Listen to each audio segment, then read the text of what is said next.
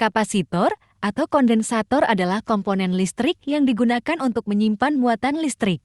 Bentuknya bermacam-macam seperti bulat tipis, persegi 4 berwarna-warni merah, hijau, coklat, dan lainnya. Kapasitor juga boleh dibolak-balik karena tidak mempunyai kaki positif dan negatif. Bahan penyusun kapasitor yaitu 2 keping atau 2 lembaran penghantar listrik yang dipisahkan menggunakan isolator listrik berupa bahan dielektrik. Masing-masing keping atau lembaran penghantar listrik diberi muatan listrik dalam jumlah yang sama tetapi berlainan jenis, yaitu muatan positif dan muatan negatif. Lalu apa itu sebetulnya kapasitor? Bagaimana cara kerjanya dan apa fungsinya? Simak berikut penjelasan lengkap mengenai kapasitor dalam elektronika. Mengenal apa itu kapasitor? Disadur dari modul 8 Elektronika Dasar Unicom, dijelaskan bahwa kapasitor atau disebut juga kondensator adalah alat yang dapat menyimpan energi atau muatan listrik di dalam medan listrik dengan mengumpulkan ketidakseimbangan internal dari muatan listrik. Kapasitor dalam rangkaian elektronika biasa dilambangkan dengan huruf C. Kapasitor ditemukan oleh Michael Faraday pada tahun 1791 sampai tahun 1867. Satuan kapasitor disebut farad F.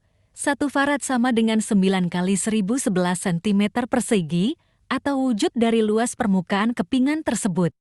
Struktur sebuah kapasitor terbuat dari 2 buah plat metal yang dipisahkan oleh suatu bahan dielektrik seperti udara vakum, keramik, gelas, dan lain-lain.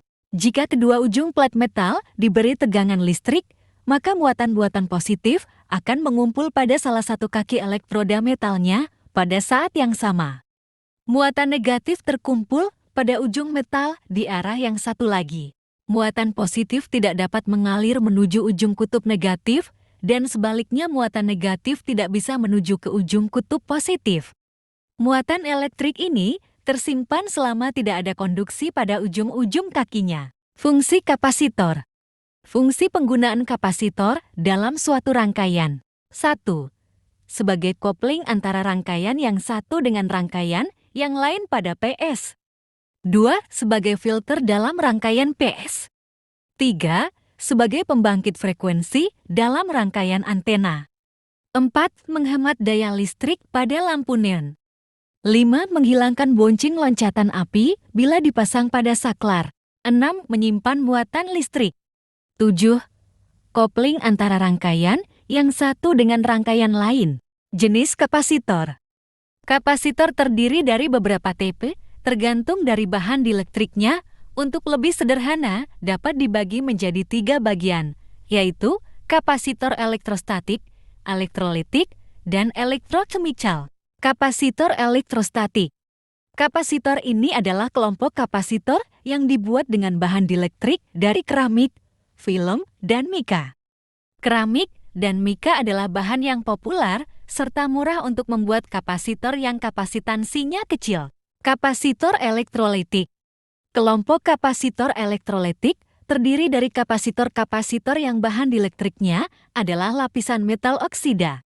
Umumnya kapasitor yang termasuk kelompok ini adalah kapasitor polar dengan tanda tambah dan minus. Di badannya, kapasitor ini dapat memiliki polaritas karena proses pembuatannya menggunakan elektrolisa sehingga terbentuk kutub positif anoda dan kutub negatif katoda. Telah lama diketahui beberapa metal seperti tantalum, aluminium, magnesium, titanium, niobium, zirconium, dan sangsin permukaannya dapat dioksidasi sehingga membentuk lapisan metal oksida oksidofilm.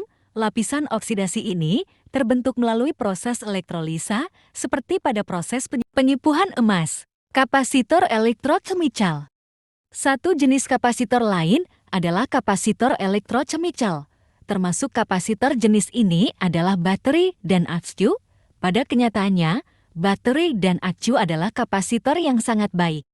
Karena memiliki kapasitansi yang besar dan arus bocor leakage current sangat kecil. Tipe kapasitor jenis ini juga masih dalam pengembangan untuk mendapatkan kapasitansi yang besar namun kecil dan ringan, misalnya untuk aplikasi mobil elektrik dan telepon selular. Nah, Itulah tadi penjelasan lengkap mengenai kapasitor. Sekarang kamu sudah lebih paham kan? Semoga bermanfaat, ya.